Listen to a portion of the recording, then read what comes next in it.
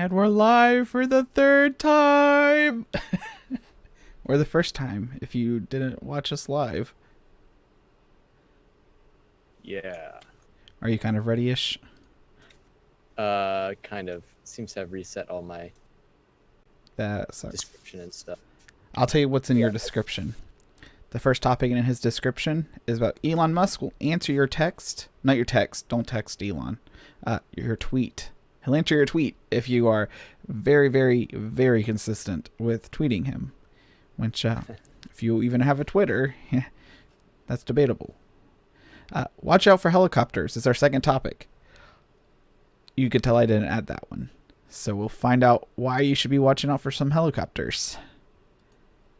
DuckDuckGo in the year of 2020 saw a very big increase in users, supposedly wanting to increase their privacy.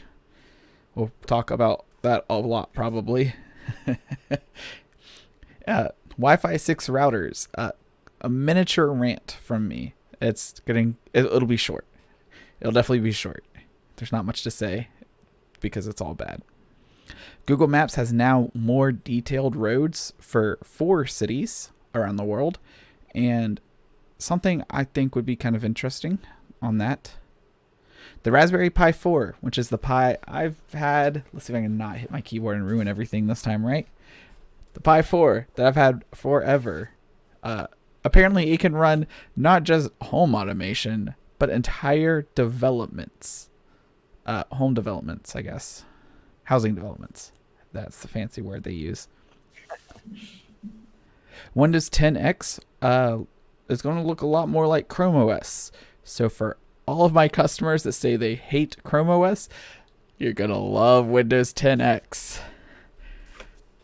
Lord. And then our final topic, in case somehow we don't have enough topics starting 20 minutes late, Spotify, music piracy, and live streaming from the Wall Street Journal. The first paragraph's pretty interesting, I guess. I mean, you can't really read the article because they wall it off to people who subscribe. And so far, we do not have any type of overload yet. Which is That's a good sign. Very, better than before. Very good sign. So our first article comes from mysanantonio.com. Everyone's favorite website. That's where I get all my news. Because I live in San. And it overloads the second I use the Restream software. Oh. Okay, it went away. So maybe it was just while it starts up. We'll find out. Because, yeah, now it's gone again. We'll see if it just take up because it started up. Okay. So this is Elon Musk responds to a request from a tweeter who sent him the same message 154 times. Which kind of sounds like a lot, but for the internet, I really don't feel like 154 times for the same message really isn't that many. I mean, we ran through the introduction of this episode 3 times. We're basically 1/50th of the way there. Yeah. I mean, yeah, that's still a lot. He did it once a day for half a year. Right, that is true. I have to get the Brave browser back. There we go. So basically what the guy was saying, so it is a game developer, and he was asking Elon if he could use, I guess, logos and either Elon's name or the SpaceX's name in a game that he was developing. And it looks like the response was, you can steal our name, logos, and we probably won't sue you. That's what Elon Musk replied with. Definitely a big old legal hole in that one. Probably won't. Which means they can. Yeah. So I feel like Elon Musk is probably banking on the fact that, the probably means that the game probably won't take off. But if the game does actually take off, you know, Yeah. they're probably going to get sued. Or if something terrible is in the game about Yeah. SpaceX. Like Although it SpaceX is seems like like the the bad developer, guy. yeah, yeah, the evil villain is Elon Musk. No. It seems like from another message from this developer, the developer says, I want to give 80% of the profits from the game to SpaceX. In that way, the game will not only serve the Wow. important purpose of entertaining people and arousing their interest in Mars, but will also help Elon Musk and SpaceX to achieve this. So That's a lot. most games that go into development don't catch on, I would say. Yeah, definitely. And A I'll lot of actually have the ideas statistic, die. but yeah, everybody has an idea, Yeah. but only a few people can get it executed. And there's a ton of games on the Steam store that no one Has ever even looked plays. at. Yeah. Yeah, so he's kind of shooting for the moon here. Shooting for Mars. That's wild though, that yeah, Yeah. it'd be interesting to see what happens. I wonder if because Elon Musk has now shouted it out that the game is more likely to be somewhat successful. Just because Yeah, of I mean, he's gotten the reach now. So like the yeah, hard yeah. part is done. If the game is somewhat decent, then I think definitely having Elon Musk, respond Right. to him and then having news articles written about it It's can definitely only helped. help. It can't Yeah. hurt him. No. Unless the game comes out into a beta with like really bad bugs and gets a lot of users in that beta before Yeah. the game's polished. But yeah, generally speaking, attention from Elon Musk, positive attention from Elon Musk is a good thing. No kidding. Yeah. But it's not a good thing? Apparently helicopters are not a good thing. Oh, helicopters are a really good thing, but drones running into helicopters are a bad thing. Hey, So this article from our friends over at The Verge, almost sponsored. and there was a man in California who is now facing prison time after hitting a police helicopter with his drone. So this man, Andrew Hernandez, was flying his small drone around to see a crime scene near his home in the Hollywood area back in September. And as he was flying his drone around, there were other people who also wanted to see this crime scene. And that was the police helicopter. Those are important I people. mean, yeah.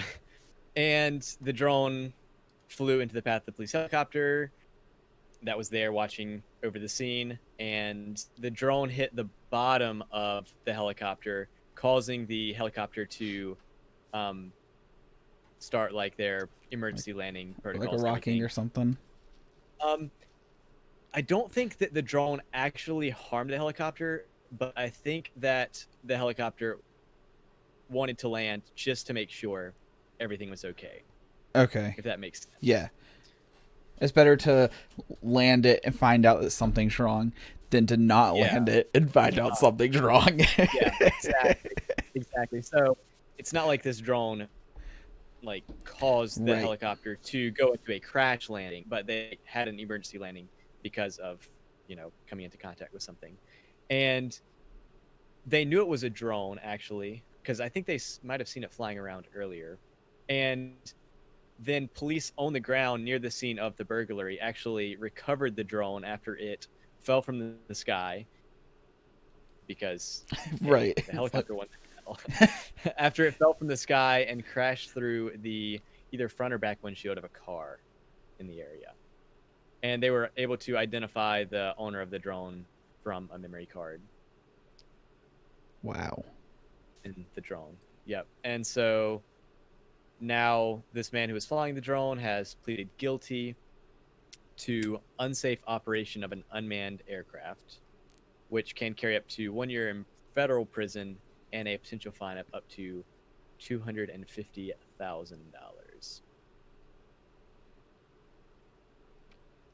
So that's That's a lot. Yeah, from this, Yeah. I was curious if originally it was. I mean, it is, but if it was the drone pilot's fault, because he could have been flying over the copter, and the copter could have just sucked that drone through it, just from all the air Yeah. force. Like if it was, yeah, I guess the level of negligence. I mean, he was somewhere that he shouldn't Shouldn't have have been, been. right? Yeah, flying in a way that he shouldn't have been.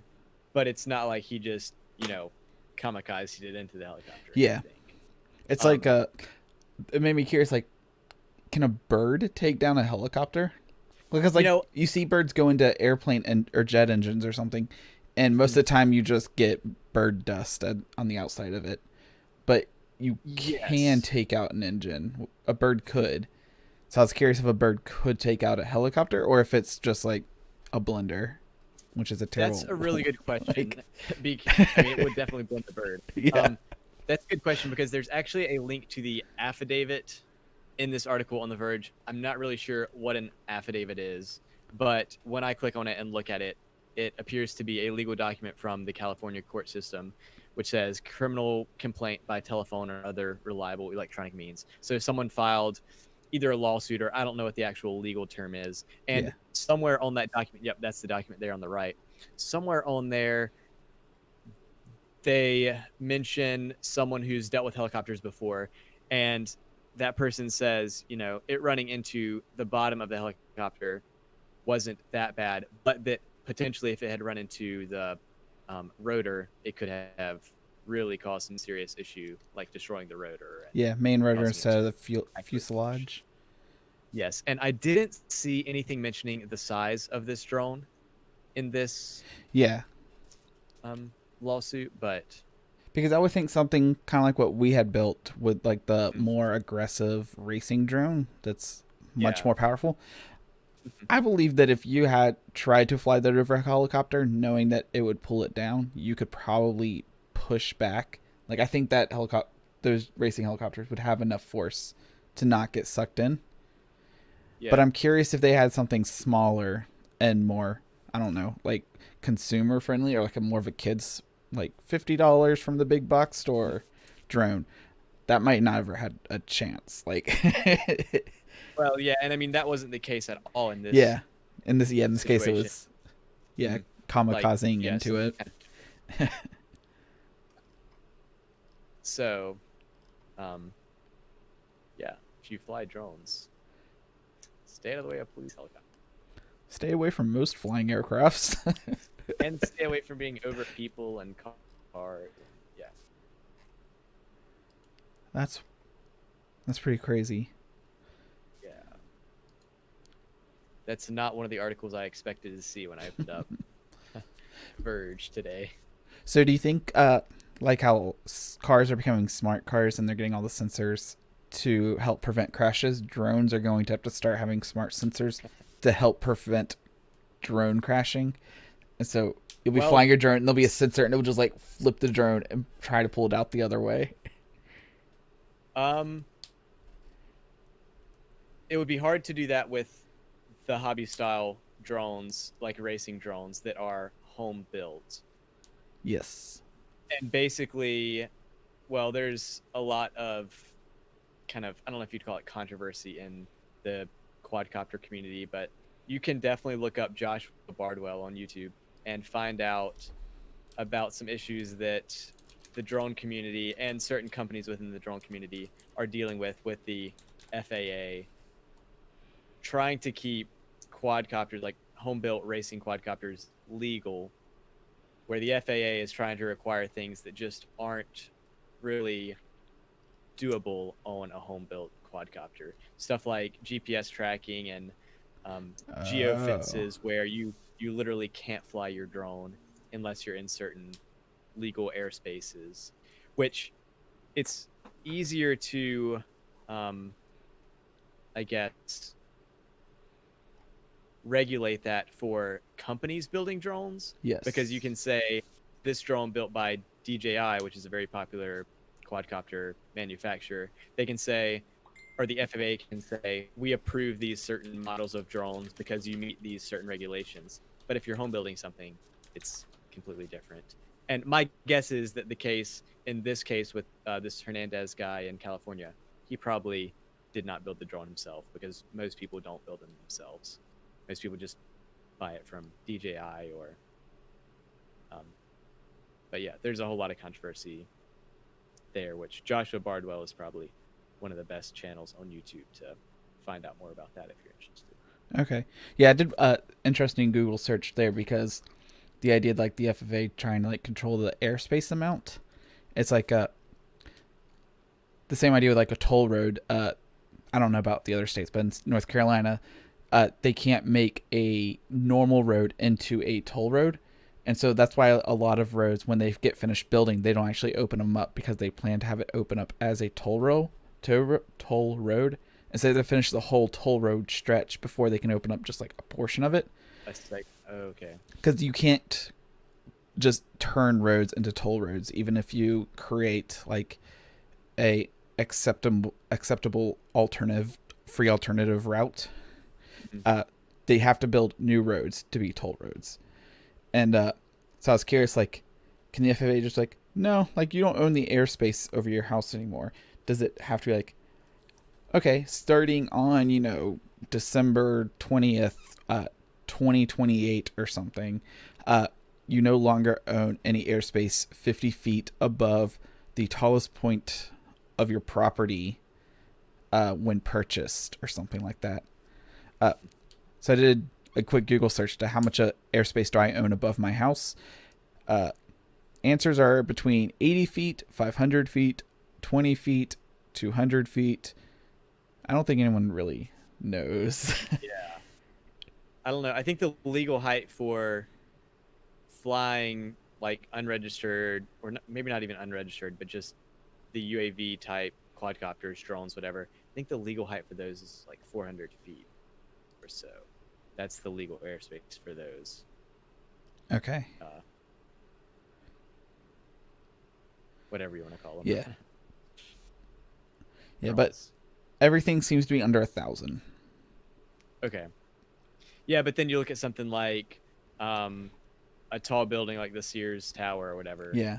How tall is that? And how much airspace above their building do they own? Because at some point, the International Space Station eventually went over at one point, or will at some point in an infinite time. Yeah. So I don't know. You know what else things people shouldn't know? Your search history. And with DuckDuckGo, nobody has to look at your search history. Or so I think a lot of people are thinking. So this is over from usatoday.com. DuckDuckGo's search engine increased its traffic by 62% in 2020 as users seek privacy. So DuckDuckGo is famous for being a more private browser. A lot of people like DuckDuckGo. I'm personally a Google guy. I will probably continue to use Google as long as they make my life convenient. Sponsor us. Google, right? They could sponsor us and not even have to put it like in their expenses. Their account will just round it as like an error. Kind of sponsoring us right now, right? With their platform. Yeah, in a very roundabout way, I guess. I don't know. This article picked up interest because instead of going the DuckDuckGo route, I still use Google. Yeah. And for more of my privacy, I find the Pi-hole to be better than... I mean, it's a different type of privacy by far. Yeah. But I don't know. It's very, very odd to me that somebody would be like, I don't want to give Google my data. I want to give DuckDuckGo my data. Yeah. I'm not entirely sure who owns DuckDuckGo. If I had to guess, it's probably Mozilla. Don't think it's Mozilla, but I could be wrong. Because Mozilla has Firefox already. But yeah, even if your browser itself isn't tracking you, I mean, we talked about it last week where you had something on your network that tracked what pages people were viewing online, right? And it saved like all the browser requests or, all the Yes. web requests. So that could be images, it could actually be web pages, it could be videos or whatever. And even if your browser's not tracking it, I mean, that's still going to your router, to your ISP, unless you're using something like a VPN. So DuckDuckGo is its own company, DuckDuckGo Incorporated. Okay.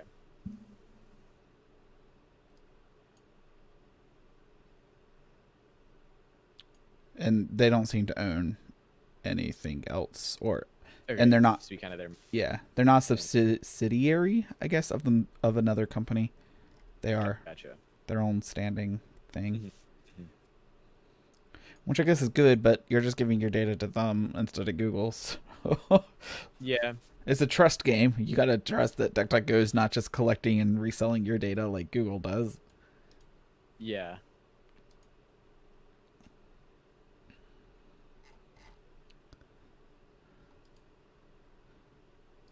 But I'm curious on 62%. That's a big increase. That's a lot. Uh, if this is going to pop up more search engines and it's going to be a mess, or if it's going to be kind of like how everything's based off the Chromium browser. So you have Chrome on Chromium, you have Brave on Chromium, you now have Edge on Chromium. The fact that Firefox has not moved over to Chromium is almost astounding.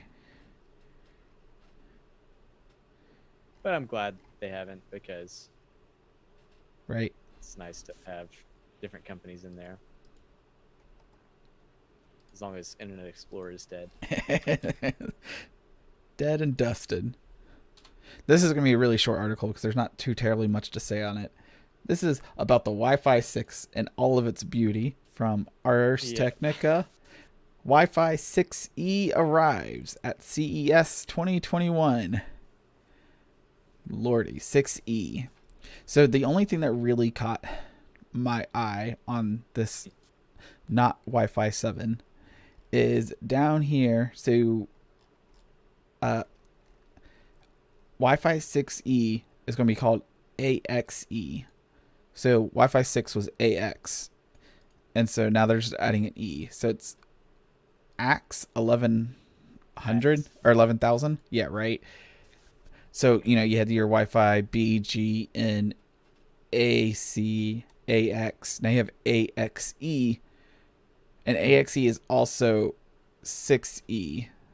They're the same thing. But they can be labeled differently, which isn't going to get confusing at all. But so you have your AXE 11,000, and then you scroll down. Netgear introduces their AXE 11,000.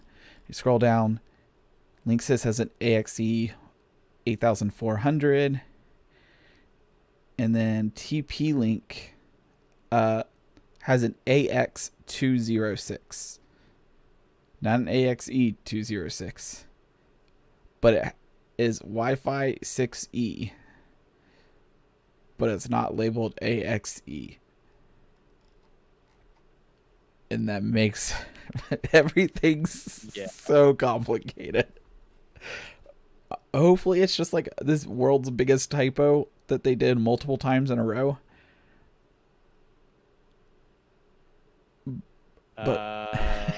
On TP-Link's website, it is the Archer AX206. And it's a Wi-Fi 6E router. So, not to mention that 206 doesn't make any sense to begin with. And they call it the AX 1100 tri-band 10G 6E router. Right. A lot of numbers and letters. I feel like I'm speaking on actual different language.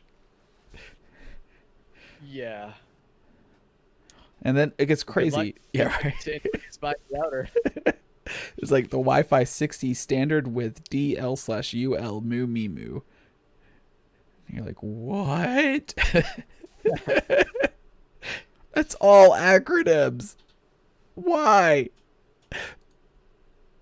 Oh, that's really it. That's all I had to say about this. Is that the fact that it's It's not getting purpose, any easier. yeah, it's purposefully complicated. Yeah, it's the only thing worse than that are today's sponsors. I was gonna say, you know what's not complicated? Our sponsors. The way we stream, right? Our streams are That guy. Oh, our stream is very complicated. nephewtech.com. Nothing ever goes wrong. jmartmedia.com. Check it out. We've got 806 subscribers on the YouTubes. Moving towards that 600. 4 digits. 806. Oh, geez, you getting 200 subscribers in a minute? Yeah, it's pretty sweet. We had 1,000 in no time. We'll get there, right? We'll get there. Speaking of getting there, the Raspberry Pi 4. We'll get there one day. No. Speaking of getting there, Google Maps. Oh, Google Maps. That's a way better use to get there? segue. I thought your segue was flawless, and then you said Raspberry Pi. One day I'll get to actually making this thing work. Google Maps adds super accurate street details in 4 cities. And those cities in let me see if I can figure out the order here. US has 2 of them. In no specific order. Well, actually it's alphabetical by first letter of the city, but I honestly think that's just a coincidence. I think that's just a coincidence. It very well London, could be. UK, New York City in the USA, San Francisco, also in the USA, and Tokyo in Japan. So it's interesting on just like the little details that were upgraded. So it just shows like the crosswalk. What? From not having a crosswalk in the other one. You're like, okay. That's little update. And like on the second one, yes. it shows like there's like a median or something with a crosswalk. Like, all right. That's almost useless. Yeah, right. So though actually in that second picture, you can see the path on the right. yes. The actual like edges of the path are highlighted, so I guess you can see the width, along with some stairs apparently, which are gray. But Oh, okay. That's right at the corner, I think. But right next to the grass trapezoid. It's just barely lighter. okay, I'll take your word for it. Are you looking on my screen or do you have it open on your own tab? Mine. Yeah, mine. Okay. Yeah, it's definitely there. Okay. And then in the top screenshot, you can see a little bit better road width. If you look at the left image, that road going off to the left, like above that steakhouse and barbecue, the road looks thin there, but on the image on the right, it's a little bit wider. Okay, yeah. And then, like you said, crosswalks, and supposedly medians and pedestrian islands as well. And the additional details are expected to help both pedestrians and people with disabilities plan their route more effectively. So I guess like a pedestrian island, you know, you can wheel out to the middle on your wheelchair, whatever it is. Yeah. Wait, and then continue on, as opposed to having to cross the entire street in one go. So, I mean, I guess for me, I don't see the big advantage there, but there is, you know, an advantage to be had for certain people. So Yeah, one of the things that made me think of like come up with, you know, the $1 million idea for Google here yeah, is I was taking blank to the airport a couple days ago, and on the way there they were like, hey, you're gonna want to like slow down a little bit and move over as far left as you can because the pavement drops here. And I was like, what? Like, it's a really big bump. like construction payment drop type No, thing. like there's just a giant dip in the road. It's like you bounce hard. I was like, That's oh, okay. unfortunate. So I just like get one lane over. So I was right in the right. So I go from the right to the center. And so like I could have gone to the left lane, but I was like, it's a bump. Like it can't be that bad. I went airborne in my seat. That bump was terrible. As soon as we hit it there, I was like, if I was on the motorcycle, I would have not been on the motorcycle. Like it was a big hole. I'll show you on Google Maps after stream. Google Maps can add a button like they did with like the police radar warning button. That's like road ends here. It will start back in 4 feet, but it ends for these 4 feet. Yeah. And that's probably a way that they can help like improve roads, I guess. Mm-hmm. Kind of like crowdsourcing that data in a way. It'd be interesting to see if Tesla comes out with like Tesla maps and see how ridiculously accurate that is in comparison to something like Google Maps.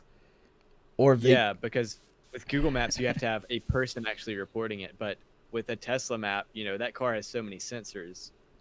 Right. It could report it for you. It'd be very interesting to see if Tesla comes out with a Tesla Maps. Because I don't see a reason, aside from the sheer size of how big of a project that would be. Yeah. It would definitely be a really... I mean, obviously, it is a massive project, Yeah. And Google's still working on it still. But, I mean, Tesla has built giant car factories. Yeah.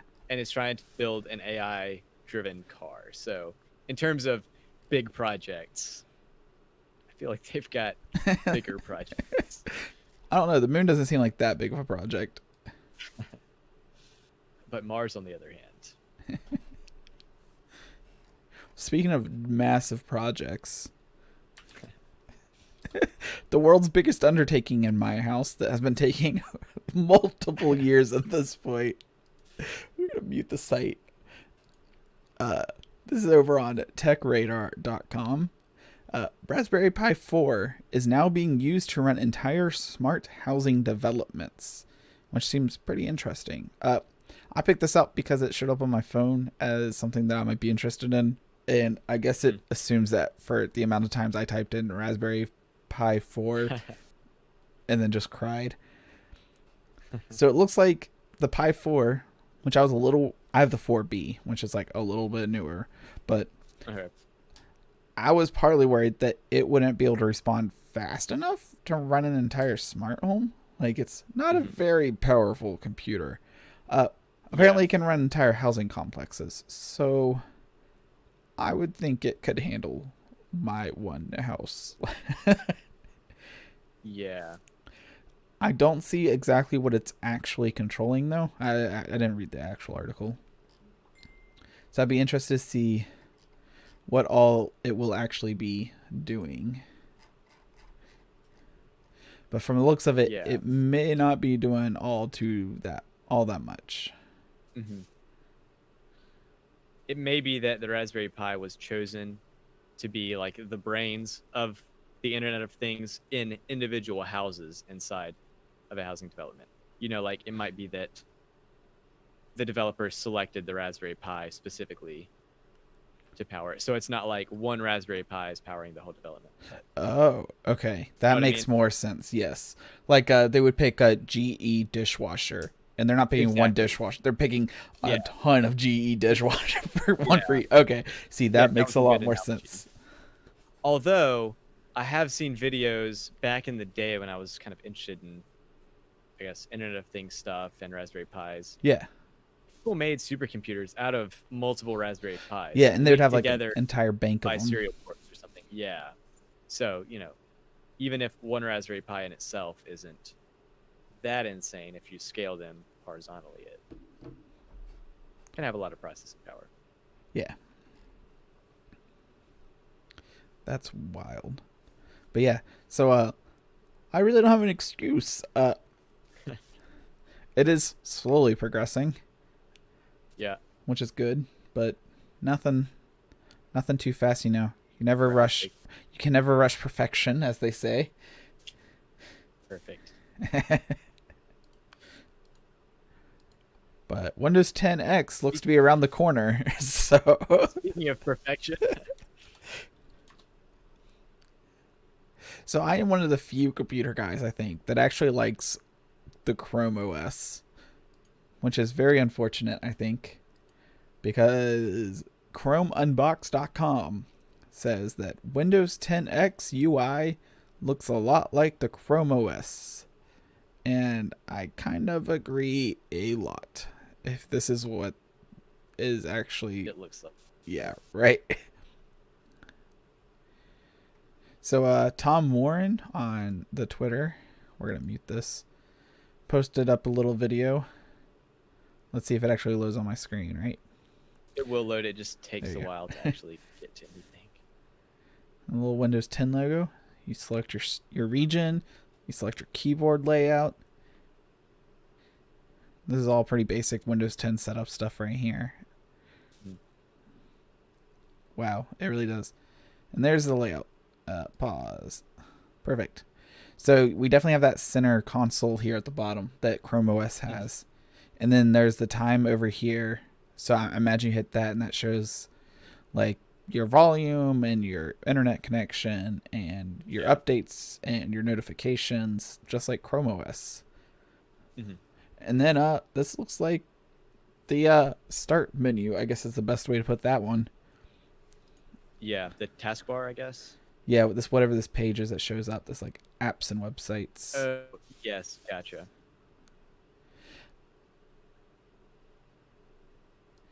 Yeah, that is exactly like Chrome OS. That is wild. How close to Chrome OS that is. I'm okay with it. I mean, it's not that different. The start menu's not there, but the only thing we definitely talked about this before. The only thing I use the start menu for is to hit the start menu button, Windows key, and then type what I want. I imagine it will work the exact same. I imagine you hit the Windows key and this screen right there pops up. Yeah. That's definitely more I don't know the fancy word for it, but all one UI inclusive. So it's going to work great for your phone, your tablet, your computer, any device that you're going to connect it to. Because the current version of Windows 10 would not look good on a cell phone. No. And if you think it does, install TeamViewer on your cell phone, install it on your computer, and then TeamViewer in from your cell phone onto your computer. Yeah, do anything. It's terrible. Try to start your home server from your cell phone. It's a nightmare. So I'm excited for this. I mean, I don't really have anything bad to say about it, which is unfortunate, I guess. I'm sure Windows 10 updates will still not work correctly, but I imagine I will get a lot of business as soon as this releases. Definitely. Yeah, the only downside of a big change like this is that people who aren't good at adapting and learning new things, which I don't really say who that is, but you know who that is. People who can't adapt to new things. We'll struggle with it for sure. But I mean, I think that if you're, have any technical skills, I know I'll catch on pretty quickly. So right now, I don't remember exactly when it is, but I want to say it was like 2016, late 2016, early 2017. Windows 10 was starting to really get forced onto people, and it was like auto updating overnight. Like it happened to my brother's computer. He had Windows 8, and he woke up and he had Windows 10 installed. It was like, ta-da, magic! I made a ton of money in like 2 months from customers either wanting me to fix it because it updated and broke some program, and it was just like uninstall the program, reinstall the program. Like it wasn't hard, but it was one of those things like not only does their programs not work, but it's in an entire different user interface that they don't know how to use. That's super unfortunate. Or it's people coming in and like So I heard that Windows 10 will automatically get installed on my computer. Make it not. And they'll just give it to me, and I would block the Windows 10 updates. Like, I'm sure there's at least 100 computers in my service area that still has the Windows 10 blocker on it. So that Windows 7 registry won't update it. But I imagine I will be doing a lot more of that, and I will continue to provide the service if the customer is willing to pay. Like, right? Yeah. And as dark as it seems, like you were mentioning, like some people just aren't good at learning, adapting to a new entire way of using a computer. Some customers are like, yeah, I want to buy a laptop. I want to spend $1,000 and I want it to outlive me. And I'm like, that's probably doable if you plan to not live for another 10 years. And I'm like, no, like, I'm 98. I just need it to last, And I that's super sad and depressing, but it's honest. Like, like they don't want to go from Windows 7 to Windows 10. What are they going to do? That's true. That's a fair point.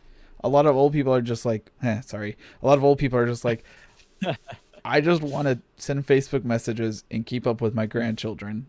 And I'm like, that's fine. Like, I understand your side of the story. I wouldn't want to use Windows 7 anymore, but I don't know. I really liked 7, but now that I've been on 10 so long and I've used 7 computers at least once a week, it's bad.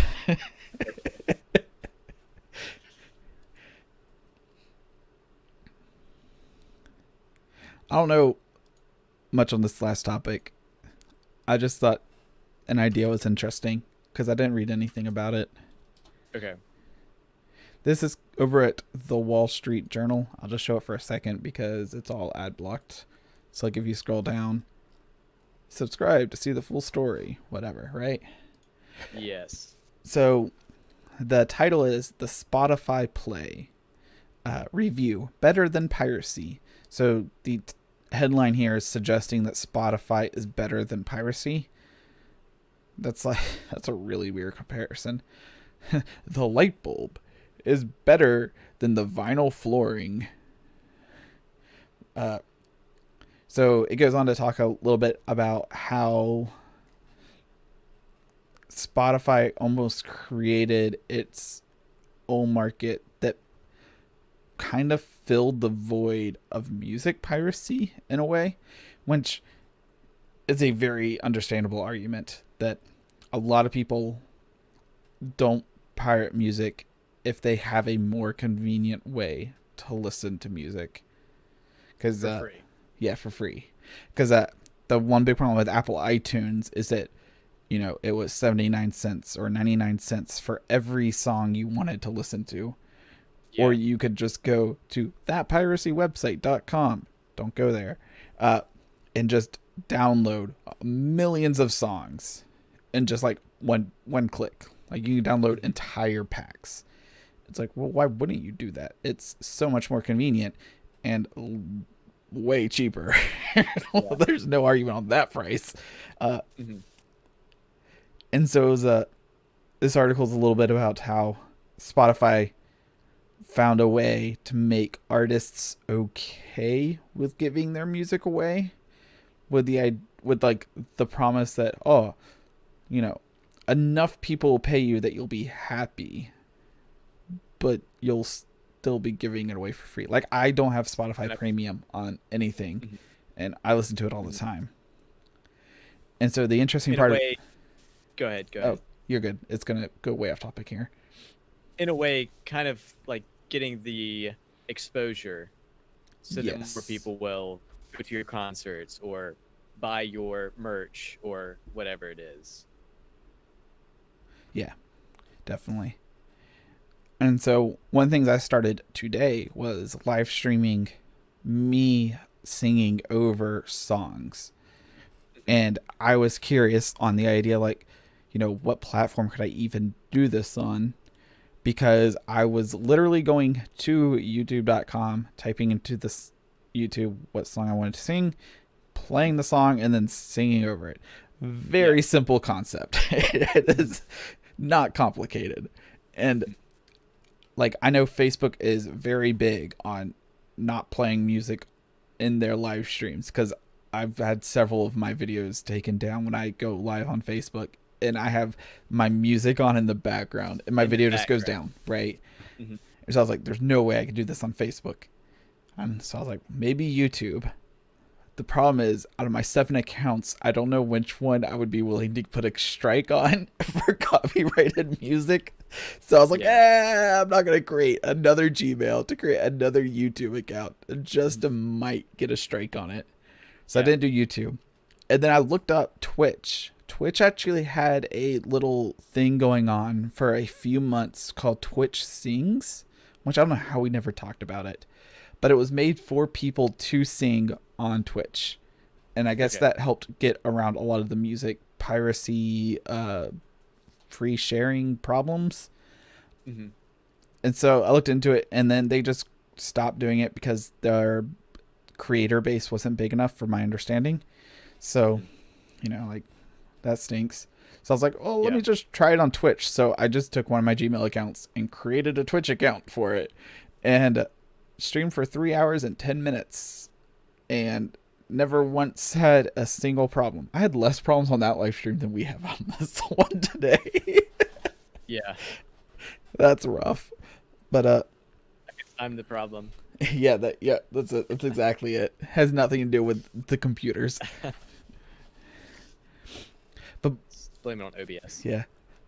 But I'd mentioned several times in that stream, I was like, I wonder if Twitch is going to take it down. Or it could be that it's so good that Twitch wants to keep it up. Or it's so bad, Twitch doesn't realize it's a song. Judging from your comments, it was so bad, Twitch doesn't realize it was a song. But I don't know. It's interesting, right? The song playing in the background, So it wasn't even playing in the background. I had it playing straight into my OBS. So that... Okay. So I had 2 computers set up. My top computer had all the sound stuff, and my bottom computer had all the streaming stuff. And so my sound computer played out a YouTube video to my mixer, which took it to the speakers, and it played it straight into the streaming PC. And the streaming PC caught that and then put that as background. It should have. I'll have to actually check to see what it sounds like.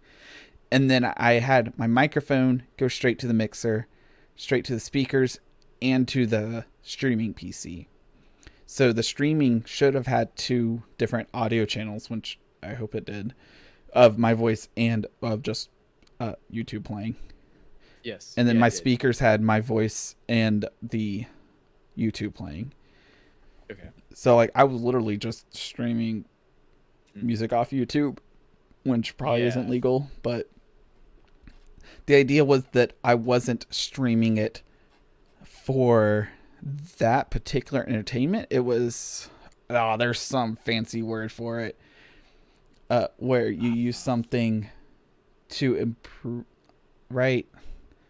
Where, the main content was you singing, and you were just using that to improve it or something like that. Yes. Or you can... It's the same thing with review channels, where they can just take the entire video and then review it. Yeah. Oh, man. But I forget what it's What's that called. word? Yeah, right. It's somewhere up there. The smart people will know it. But that's what I was hoping, is that because I was using it in a different manner, that's why a lot of people who do covers of songs get to leave their songs up there, because it's not the original author's work or something. It's an improvement upon. Mm-hmm.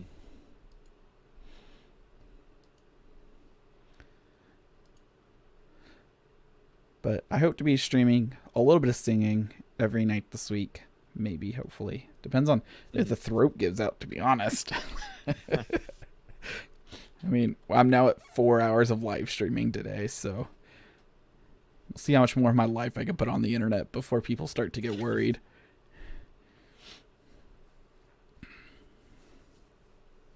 Wow, wish I could think of that word. Right. Tom Scott probably did a video on it, so just go watch all of his videos. You'll find it. He has a lot of videos. That's only They're like all pretty short, which is nice. right. All of his videos together make like one Monday night streams. Speaking of which, we have hit. Critiquing. If you're critiquing a video or something like Okay. that. That's the word I was looking for. It's probably not the word you were looking for. But No, but I mean, it kind of works. Like to build upon someone's original work. Mhm. That, and before saying every song, I was like, all right, I want to sing this song by this author, ruined by me. And then Yeah, yeah. like you're giving credit to, the original. Yeah. But like, so I've actually been practicing singing since pretty much the pandemic started, to be honest. Just whenever work was a little slow, I would just like plug it in, put it in the earbuds, and then my earbuds have the same mix my speakers have. So like, it's all the same. And I'd try to get in like 20 minutes of practice 3 times a week. It's just like not a ton, but it's like 4 songs every other day where I was actually like trying to practice the vocal. And then from just hearing me to hearing several other people sing, I was like, wow, like, Yeah. I don't know when it, like, I can hit that note. It makes me a little happy. And then I do karaoke or something, I'm like, but that's about the only note I can hit. Yeah. Yeah. So it'll be interesting to see by the end of the week. I'm going to start recording a little bit during my streams and seeing if I can actually see like the progress change throughout the week. Yeah. Yeah, because I don't even know enough about singing to really critique. You know what I mean? Right. But I mean, you can point and be like, bad. Not so bad. Okay. I don't know why, but one sounds more pleasing than the other. Yeah. But that's like one of the things I have a problem with is like, to me, almost everything sounds bad. I don't really like the way almost any, like, it's like, but you could have just added a little more low end and it would have sounded so much better. But then like no one else cares. I'm like, I don't know. It just feels like you could never make the perfect song, in my opinion. Like there's always, it's hard to critique yourself too. Yeah. That, and I'm finding it's hard for people to critique me, like, but it's always hard for like people to critique other people that they're friends with. They're like, I don't want to hurt his feelings. And I'm like, yeah. Lucky for you, I don't have any. Just soda. Yeah. Soda and beefy 5-layer burritos. And we had finished the stream with 0 problems after the 5-minute mark. Yeah. Moral Once it started, we finished, but don't update OBS and never stop using voice meter is the moral of the story. or never start using voice meter. Yeah, voice meter is pretty rough. It definitely has its perks. There's a lot of good in it. But simply just already owning a fancy digital mixer. I'm like, I don't really want another digital fully digital mixer. Yeah. But it's going to stay installed on my computer until I uninstall it. Well, that is generally how it works. That's exactly how it works, right? Awesome. I think we're done at 54 minutes in. We'll check about it next week. We're going to talk about all the things next week. If I can hit the stop recording.